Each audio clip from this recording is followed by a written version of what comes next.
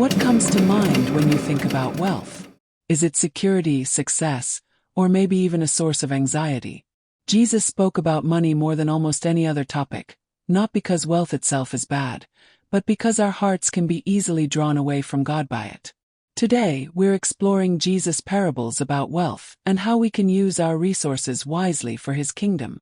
Jesus tells the story of a man who accumulates wealth and builds bigger barns to store it, thinking he has secured his future. But God calls him a fool, saying his life will end that night, and his wealth will be meaningless. This parable reminds us that wealth without God is meaningless. We must invest in what truly lasts. Jesus contrasts the lives of a rich man who lived in luxury and a poor beggar named Lazarus. In the afterlife, Lazarus is comforted, while the rich man is in torment, realizing too late that he ignored the suffering around him. This teaches us that wealth is a responsibility, not a reward. God calls us to care for others and not let riches blind us to the needs of the poor.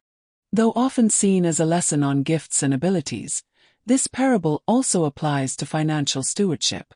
The master entrusts his servants with money, expecting them to multiply it. Those who invested wisely were rewarded, while the one who buried his talent was rebuked. This shows that God wants us to be faithful stewards of what He gives us, using it for His glory. What does Jesus teach us about wealth? It's not about how much we have but how we use it.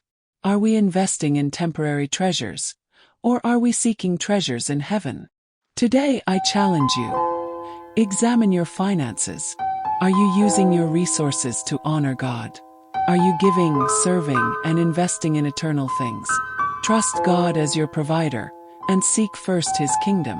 If this message spoke to you, be sure to like, share, and subscribe.